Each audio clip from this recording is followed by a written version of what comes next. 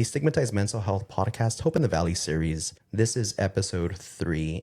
I am joined by Dr. Lorelei Punsalan, and we're super glad that you are here with us. And I'm also joined by my awesome co-host, Dr. Ashley Herrera. Lorelei, welcome, and thank you so much for doing this. We're recording this on a Friday evening, so thank you for allowing us to go ahead and take your Friday evening. Of course.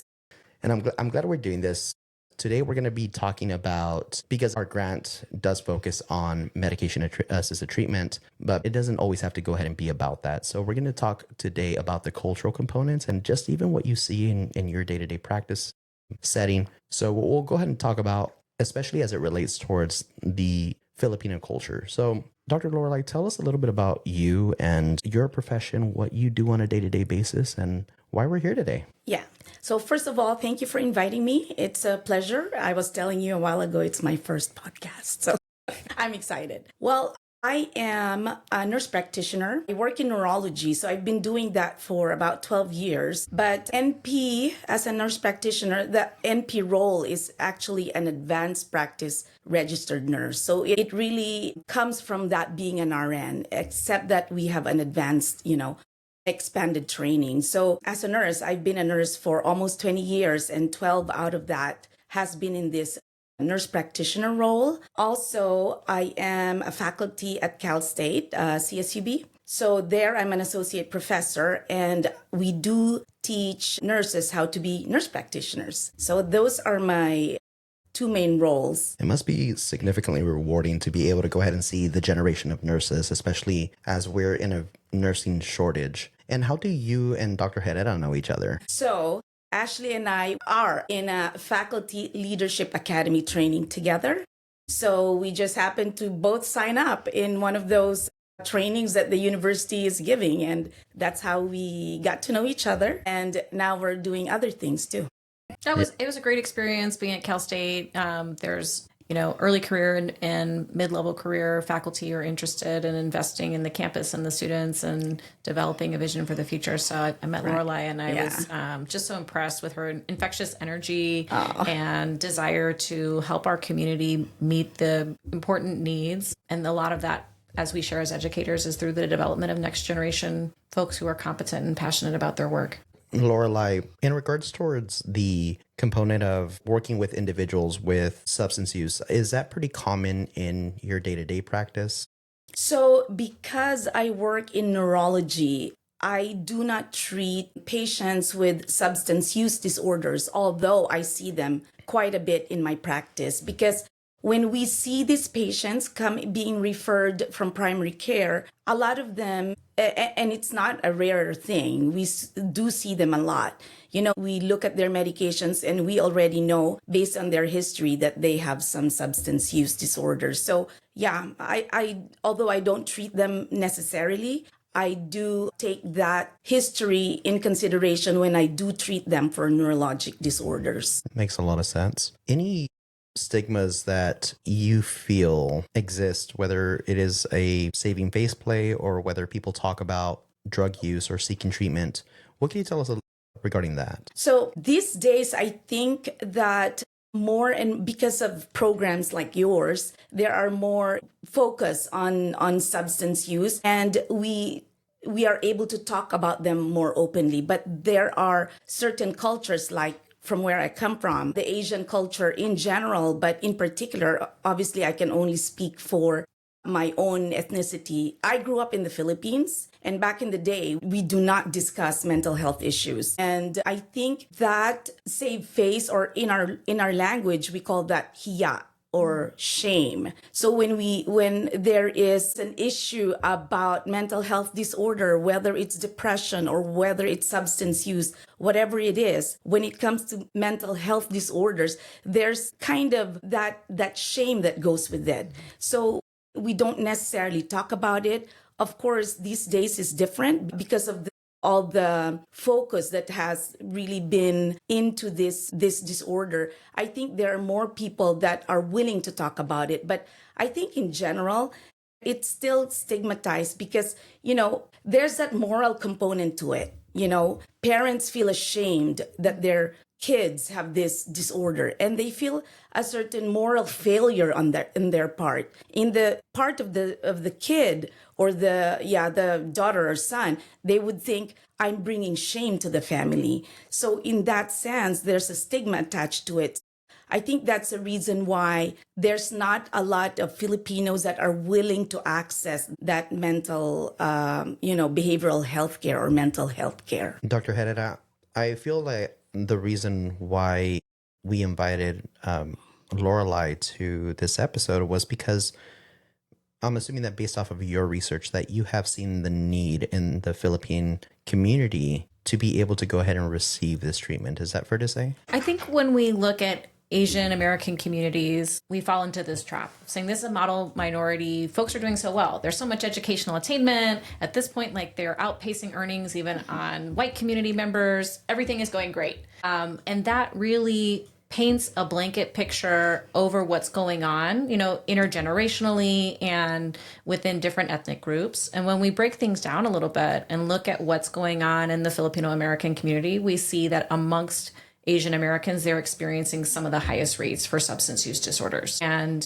we feel that there's a missed opportunity for conversation and connection and treatment.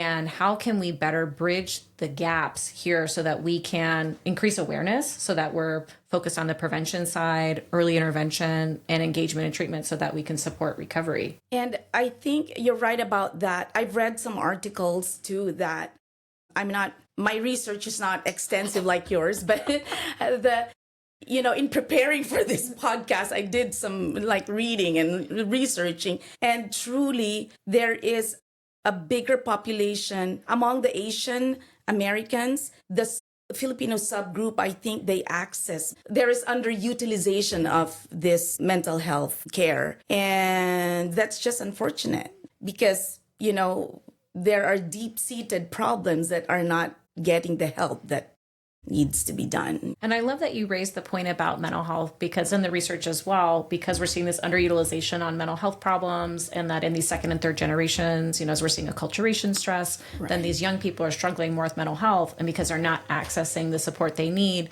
they're self-medicating, with drugs. And that's driving some of these co-occurring disorders and the problems facing the community.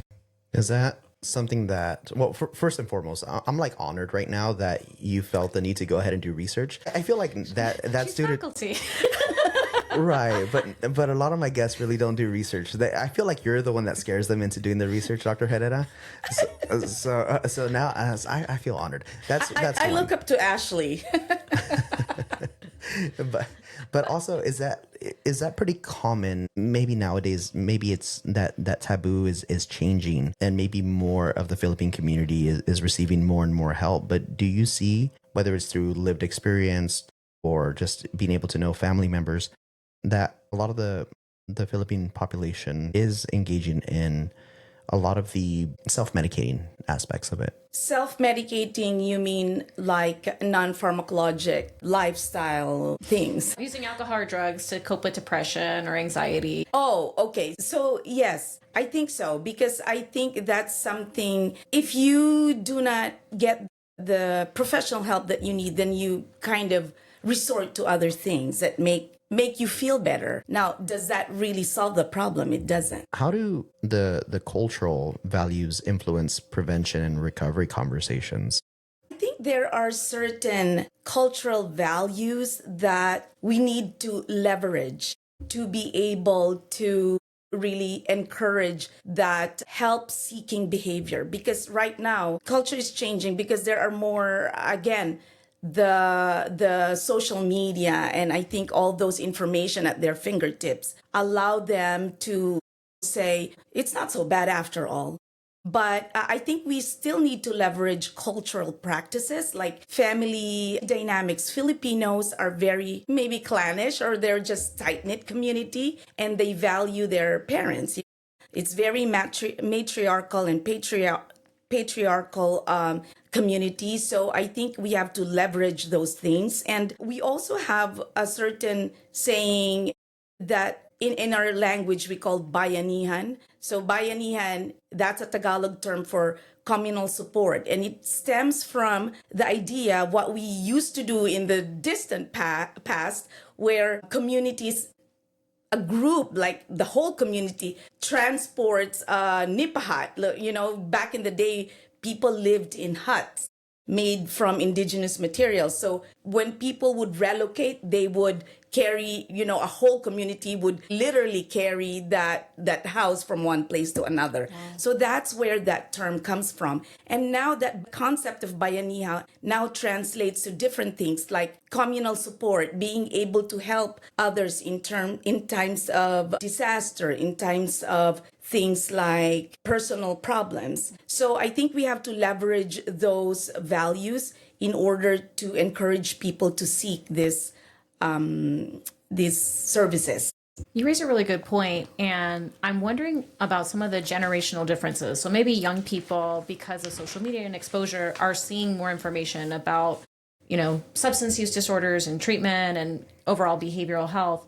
But what about the parents? How can we get older generations to break down some of the stigma you were talking about earlier, this idea about shame and how behavioral health problems are bringing shame to the family, and get them to be these really important advocates and care partners in the treatment for their younger people? Yeah, so I think that's when the communities that surround them come into play, because the older generation these are the people who go to church. Like, majority of the Filipinos are Catholics. They value their priests. They listen to them. So I think as healthcare providers, or as a community in general, we have to leverage those groups that support them and get the education in, because it's just hard to tell them, oh, you have to tell your kids this or that. But when the information or this recommendation is coming from people that they trust,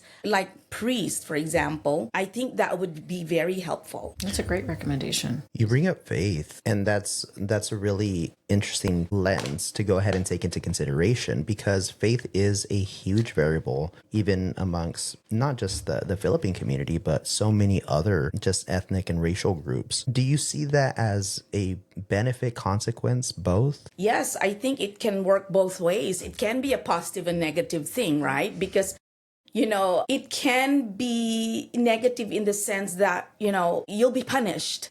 You'll be punished for this. And this is something that you've done. Now it becomes a moral failure instead of, hey, this is a medical condition that needs treatment. Right. Like there's a damnation type of thing. Yes, exactly. So that's a great point. It can work both ways. I think we just need to know how to leverage it. Mm-hmm. And that's where I think too that the community, like healthcare providers or people who work in addiction medicine, for example, they can do education, they can do outreach. This is the time when we spread the word, whether it be in the primary care office, right? Primary care office, I don't know necessarily that they actively do those outreaches or teach them. They may be addressing them when it's there, mm-hmm. but they're not preventing it from occurring, especially in pediatric population, for example.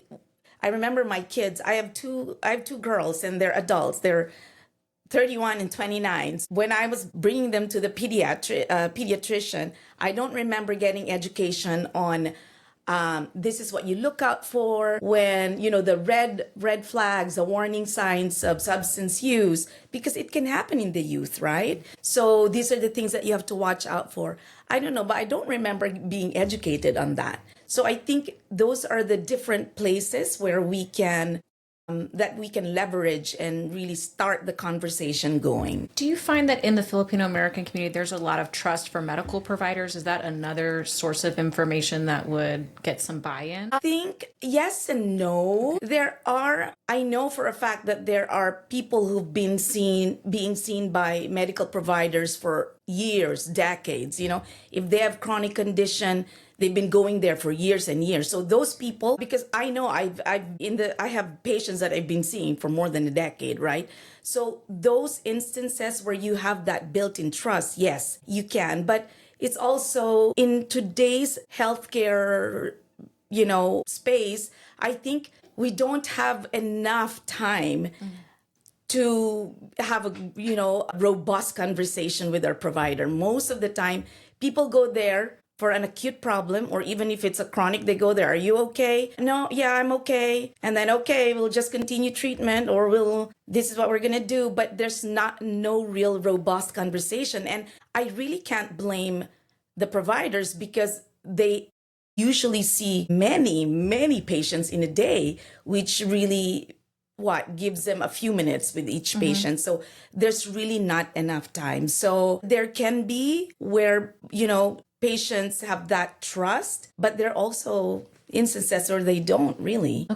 So structurally, with the way medicine is playing out today as an industry, it's harder to develop the relationship needed in this community for there to be trust about health literacy and information sharing around prevention and treatment. Correct. And not only that, I think too that we don't have enough training in cultural literacy among providers. I think that's where we need to really teach providers, okay, for each culture, what do you need to learn about this culture? Like in my practice, if it's Filipino, I obviously see them.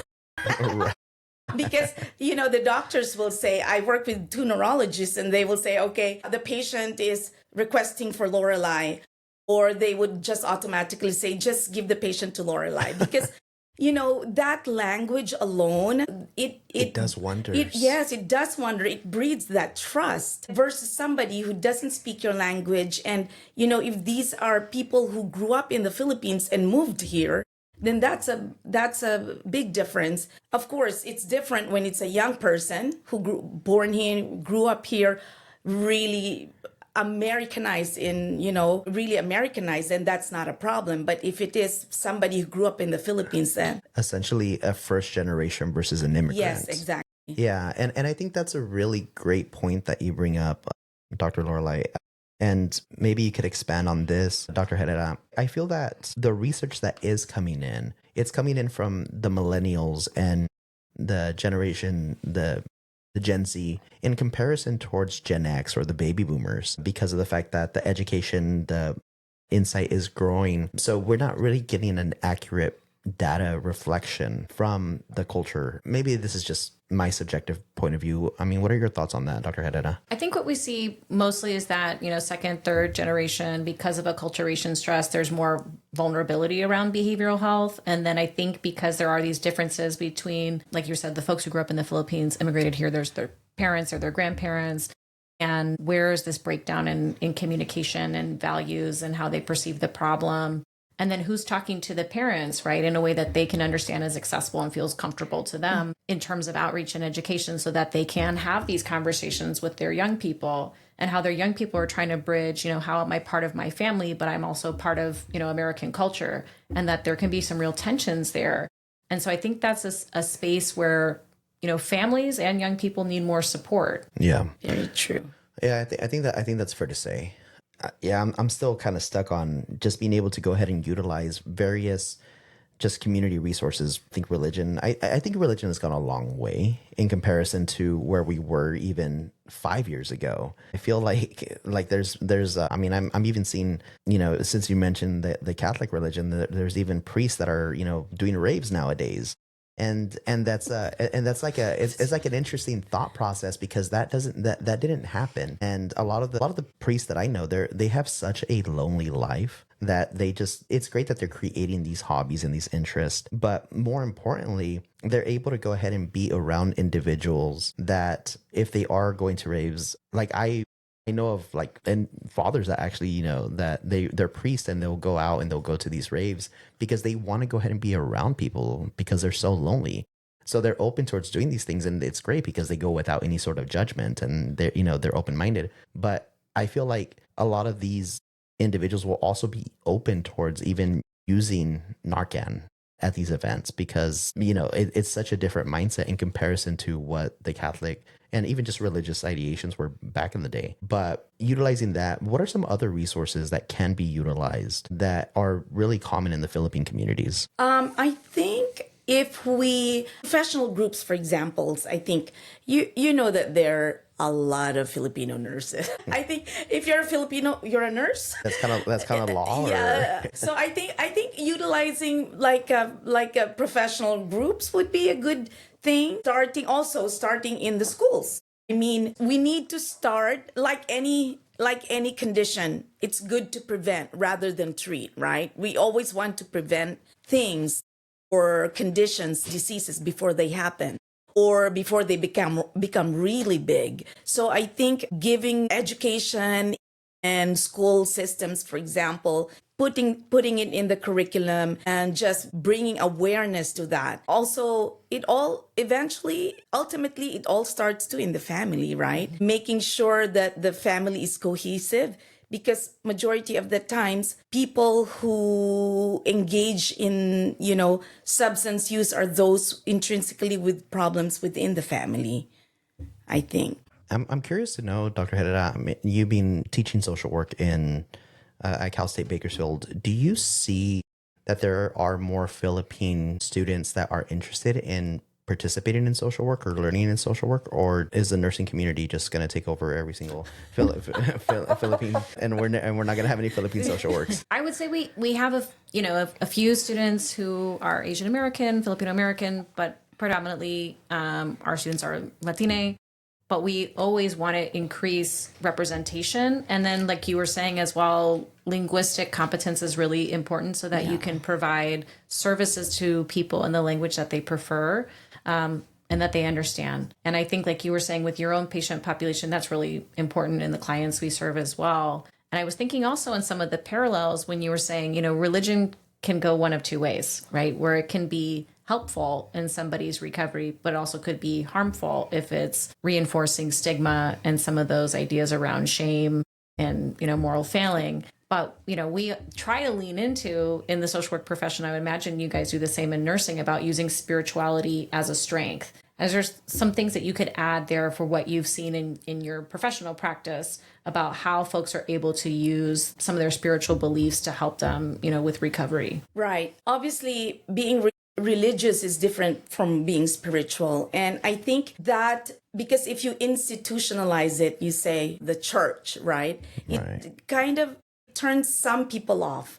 But when you say spiritual, it's even though you're not a church going individual, you can be spiritual in some sense. So I always, when I do my education in, whether obviously I don't treat these disorders, but I do deal with pain a lot. There are a lot of pain issues in many different neurologic disorders. So when I do these teachings, I always make sure that I incorporate that spiritual, that self-care. And part of it, it could be a spiritual thing. It could be just meditation, just self-care, or it could be praying to a higher being.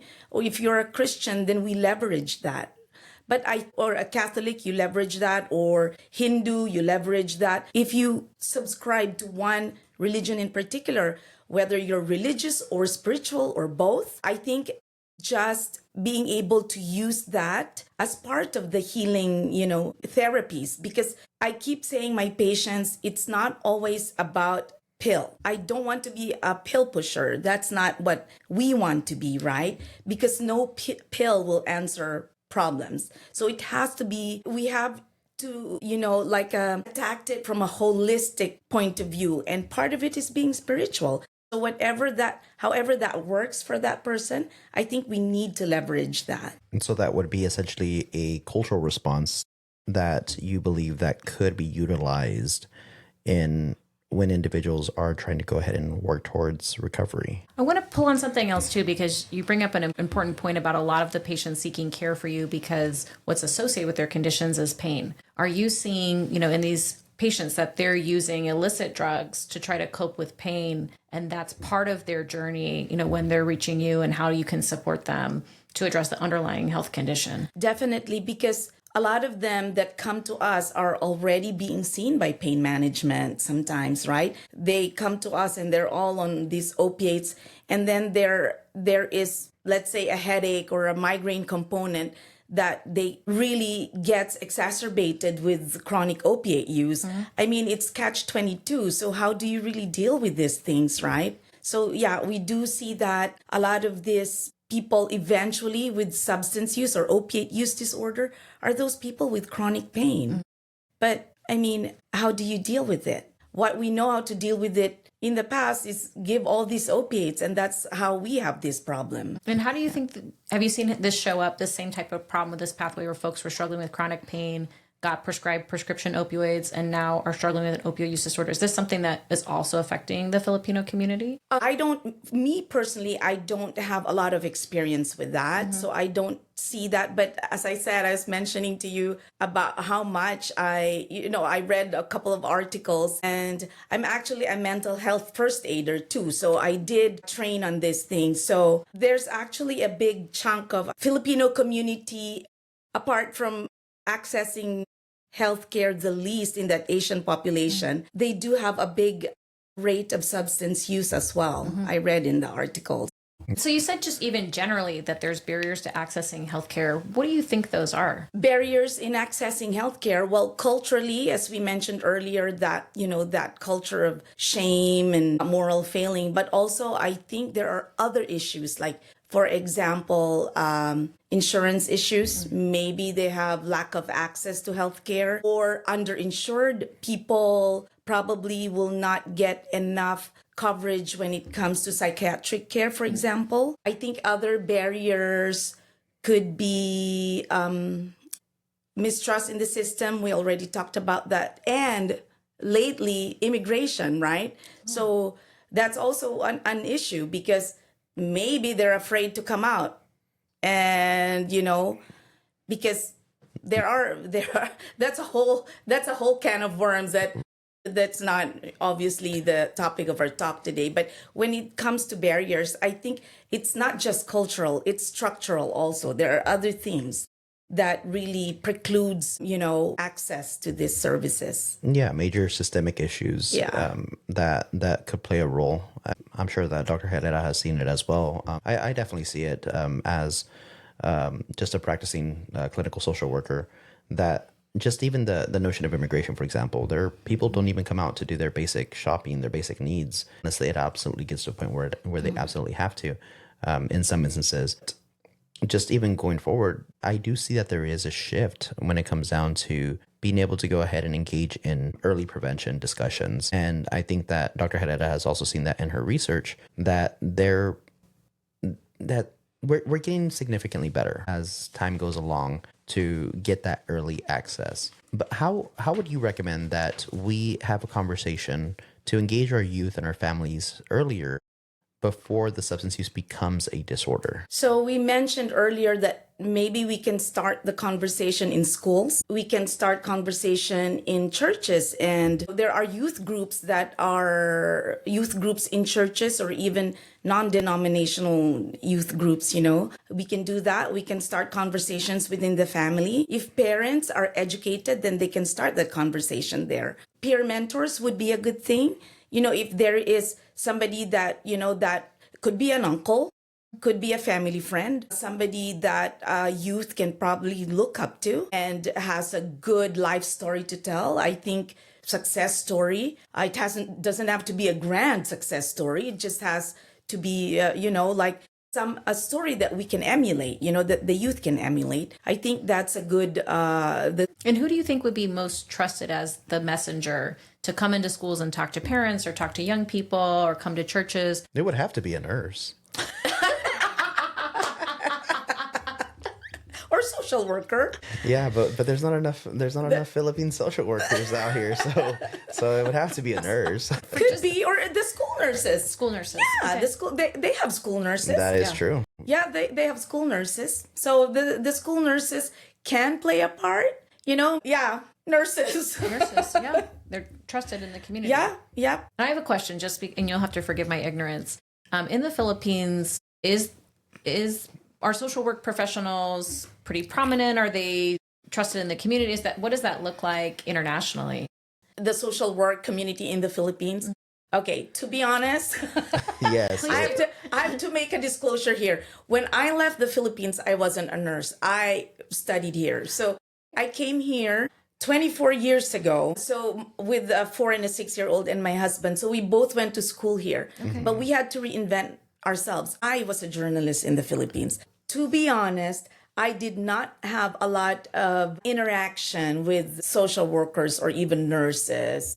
I come from a family of physicians, so I have, like uncles and, my sister is a physician. So I come from a family of physicians, but I do not have a lot. So I cannot really speak of the social work space in the Philippines. Okay. I was just wondering what was Yeah. like the kind of the general reputation of like what people thought of them. Yeah, that'd be good to research on.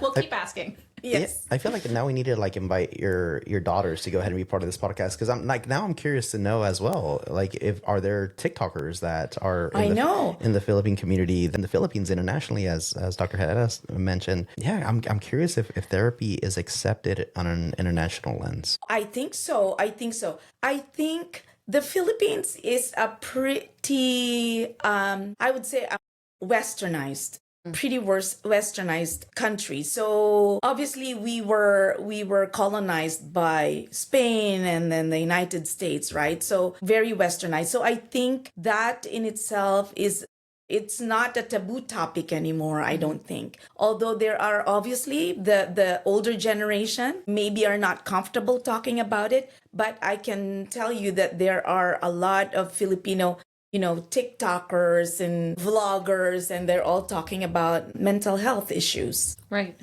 I'm wondering when there was a regime change, about 10 years ago, and the president of the Philippines took this very oppressive approach, and his views around substance use disorders, which was most of this should be criminalized, this should involve a death penalty. Did you see there was like a shift in consciousness about how that was affecting people in the U.S., from the Philippines, and how they were thinking about this, or how did they react to his policies and his stance on this?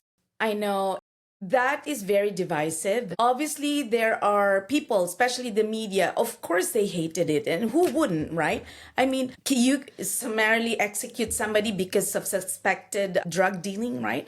So that's very, very divisive. But there are also those who supported that precedent because obviously they were thinking of all the victims that these people have had. So I kind of understand from both perspectives, but it's very divisive. And yeah, I think it changed the way people see drugs, illicit drugs in particular. I'm curious to know, what are some effective prevention strategies that exist or that you have seen helpful to be able to go ahead and combat opioid and stimulant use disorders? A lot of the people that have been addicted to opiates are those with chronic problems. So I don't even know what to say to those people with chronic pain, because pain is pain, right? And of course, I'm not in their shoes. I don't have chronic pain. And how can it's easy for me to say, it's pain. Just suck it up. That's addicting. Don't take that. It's easy for me to say when I don't have pain. So I understand from that perspective. So I don't really know how to answer that question if there's really, but I think what we've done, like regulating this opiate use and prescribing, I think we've come a long way, because a lot of I don't have statistics, but I know that a lot of the abuses come from, abuse of that prescriptive authority. So I think the government has done a lot of ways to curb this. We cannot just prescribe that now. We all have our DEA, and we are DEA licensed to prescribe this scheduled medications, but we have to go through this training and certification to be able to get the DEA license. I think what the government has done to improve that or curb that, I think that has helped. But in terms of, I think it's just all systemic too. We just need as a society to do our best, implement all these steps to be able to avoid this or escalation of this. I think you highlight some important things that structurally have changed. Some really hard lessons and lives lost through the opioid epidemic was, we've got to change what we're doing with prescribing. We're not increasing the dose, kind of on an unlimited basis, based on pain, because what we know about tolerance and then risk for overdose. And that pharmacy also is involved with this conversation too, where they can see the different prescriptions, say there's a problem, talk to you guys through these components. And then I know a lot of other providers, when their patients are receiving opioids, will co-prescribe naloxone and provide some education around that. Yes, I think that's one of the best things that happened. And also now the Cures, I'm sure you are familiar with the Cures website, the DOJ website, that if you have a DEA license, you have to create an account. Every time you prescribe an opiate, you have to go on there and make sure, have to look and see, is this person shopping for opiates? Which providers have prescribed opiates? It's kind of a check and balance. And if you are really in the realm, in this pain management space, then you have to upload the contract. They do sign a contract, pain contract. So those are the things that are helpful.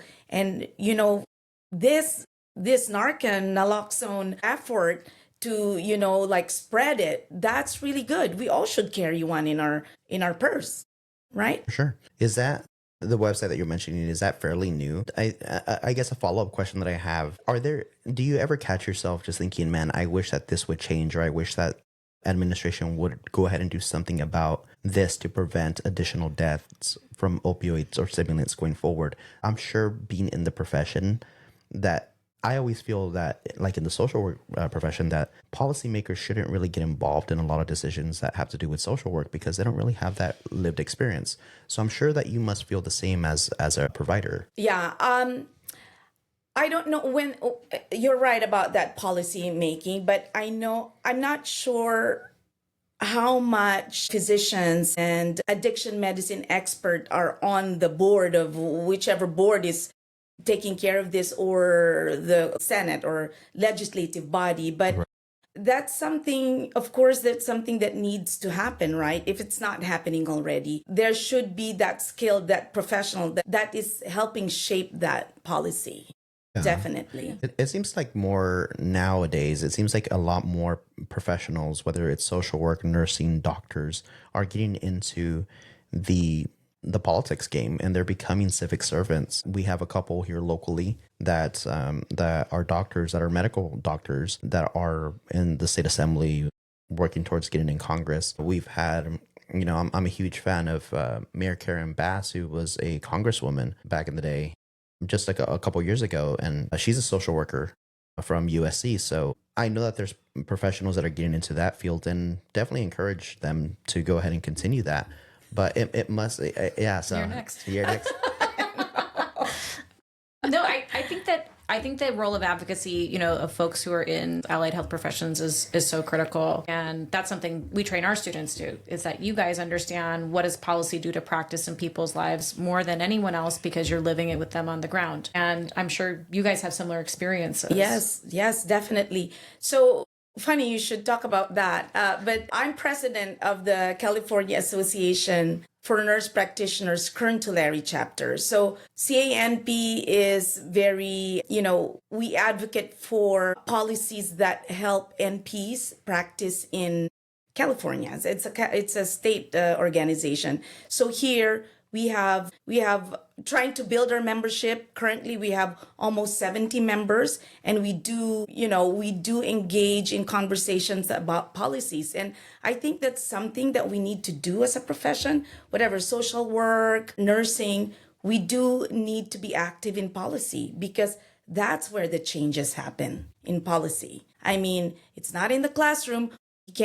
We can advocate for it. It's not in the clinic. We can advocate for it.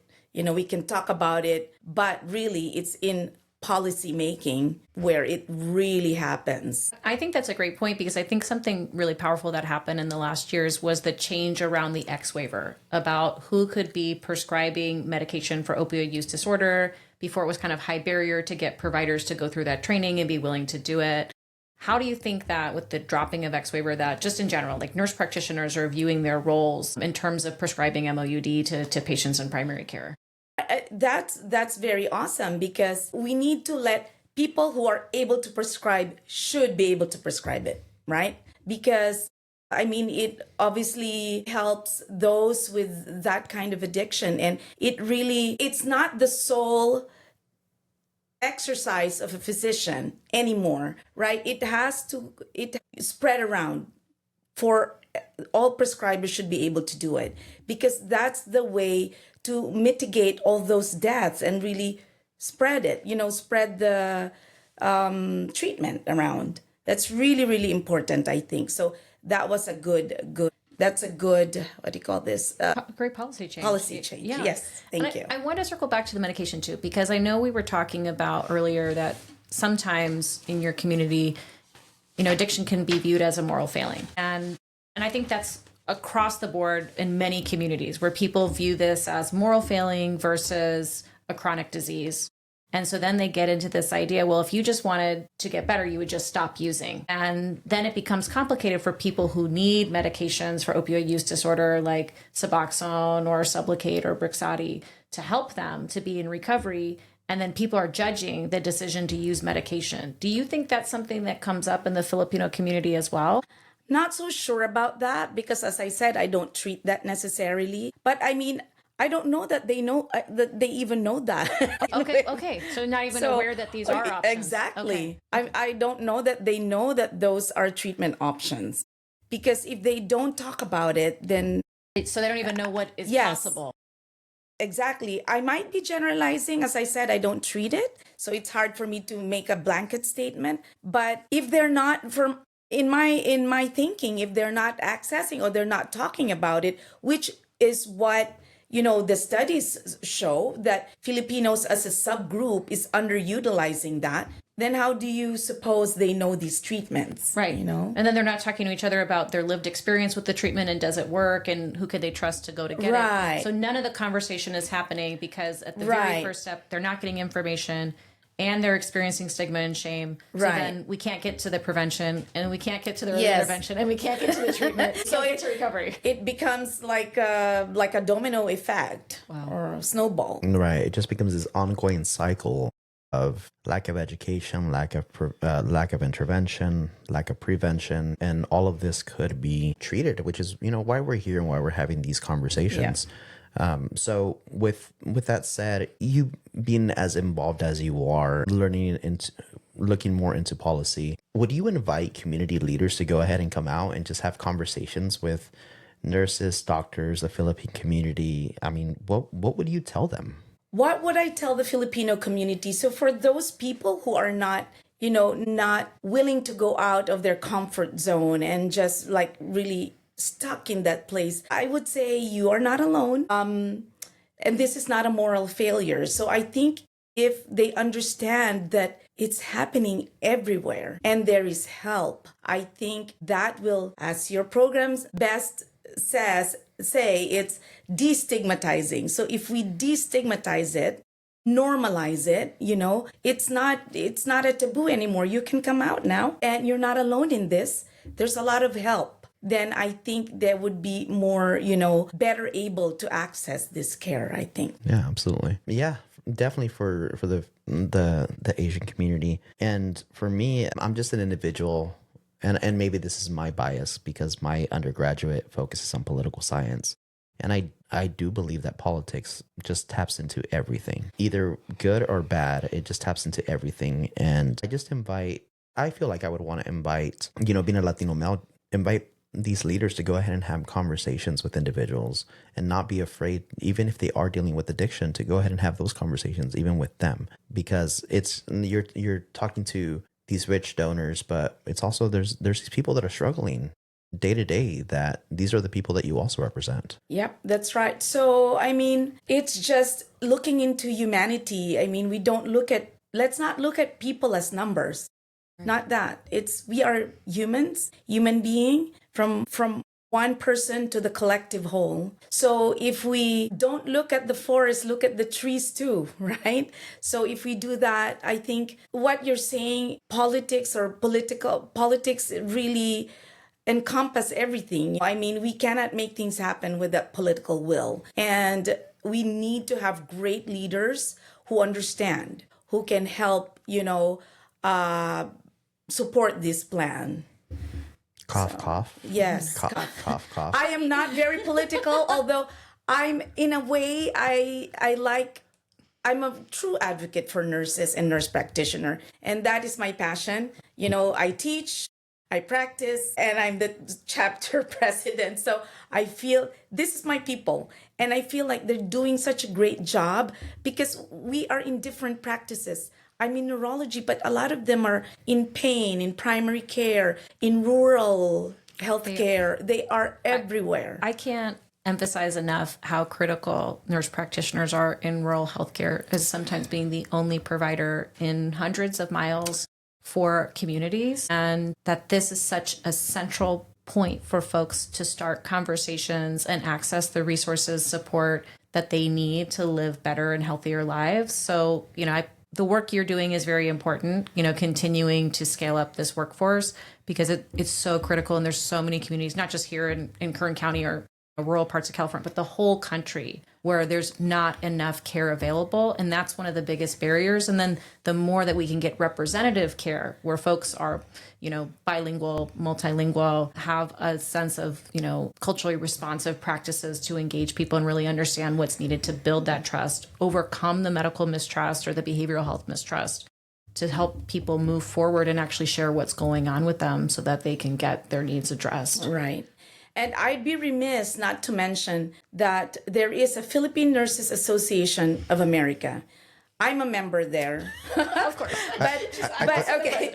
But I'm not an officer. I'm a new member because I was pulled into it by my friend who is very active in the so-called chapter. So we don't have one in Kern County, and my dream is to have one here. Oh. But anyway, cough, cough. Cough, cough.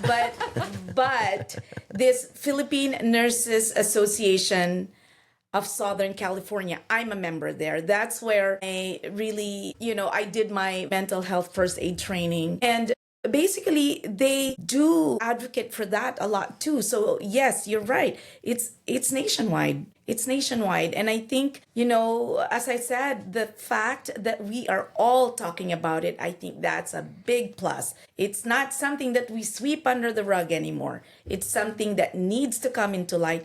And that has come into light, I think. Absolutely. And I think as some of the work that I do with our social work students at CSUB, because I teach a substance use disorder class, is helping the students to examine some of their own biases around substance use disorders, what have been their personal and family histories with what does addiction look like, unpacking how that could be influencing their practice, and then providing evidence-based information about the disease of addiction and evidence-based approaches, right? And of course, we're limited to behavioral health approaches, but we provide them with information generally about, hey, there are medication options and how to connect with providers so that providers can continue to have those discussions with patients. But I think that's part of our job as educators, is that we are helping the next generation of folks to have a different lens for this so that when they talk to patients and clients, they talk about the problem differently and that they're able to provide, real world solutions that have been proven to work and help them really think about those options and center, the patient choice around it versus these ideas, well, you just have to stop. Or, if you take medication, you're not really in recovery. You're kind of cheating recovery. I think it's very powerful when we can help the next generation of folks to understand how to approach this in a better and a different way so we can have truly a different outcome where people aren't losing their lives to the disease of addiction in the same way that we've seen the last 20 years. Right.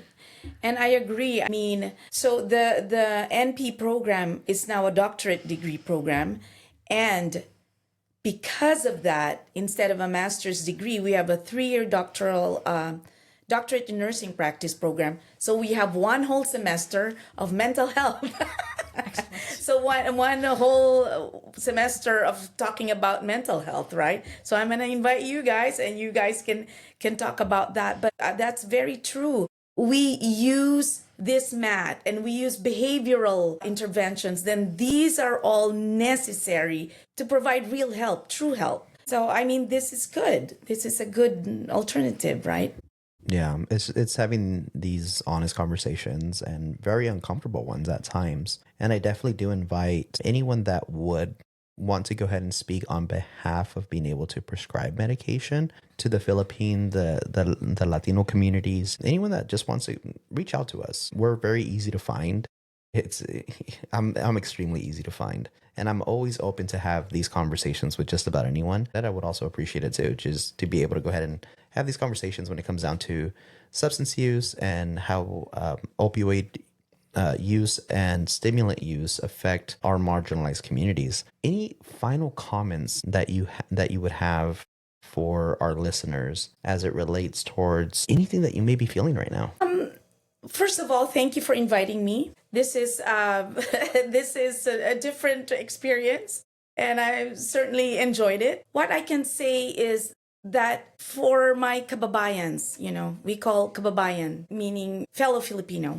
So for you who are out there, in case you're listening and you feel, you're debating whether should I get help or not, know that addiction is a treatable medical condition. It's not your moral failure or your family's moral failure. And we really encourage you to seek the help that you need if that's you. Or if it's a family of yours, that's something, look out for podcasts like this, or there are more information on the internet and more help definitely out there. This is a very informal conversation. And there's so much evidence and so much insight and just day-to-day, just real life experience that you've provided for this episode. So on behalf of Dr. Herrera and I truly appreciate you coming here and just having these conversations with us. And yeah, I'm super, super proud for you and your family and just your culture for how far along you've come, and just being able to speak on behalf of the Philippine community in my small little podcast. I'm honestly honored. Thank you so much. Thank you. All right. Any final thoughts, Dr. Herrera? I just appreciate you coming on and sharing so openly, both as your perspectives as a clinician, but also from your cultural background. And you raised such an important point that we just have to start talking, and we talk to each other, and families really are, I think, the backbone of our whole society. And the more that we talk to one another and talk about the hard issues, and we empower parents to have those conversations and give people information about real solutions, with medical evidence about how they can move forward in life and live a happier and healthier way, the better. And I think that starts with the training, of folks who are on the ground interacting with people in healthcare and allied healthcare professions. So thank you for the work that you're doing. Thank you to your students for all the hard it's finals week. I'm sure they have a lot of all-nighters. But I think, again, the more that we provide these resources to our communities and start talking and initiating those conversations and giving information in a way that's accessible and acceptable, the more change that we're going to see over time. And we should tailor those interventions to the diverse communities here in Kern County. I agree. So thank you so much. Awesome. So this was episode 3 of our Hope in the Valley series. This is the third of 24 episodes that Dr. Herrera and I will be hosting. So we invite you to go ahead and come back, share this episode, and listen to all of these episodes, past episodes, future episodes on Apple Podcasts, Spotify, or wherever you listen to podcasts. Dr. Punsalan, thank you so much for your time. I really appreciate you. Thank you.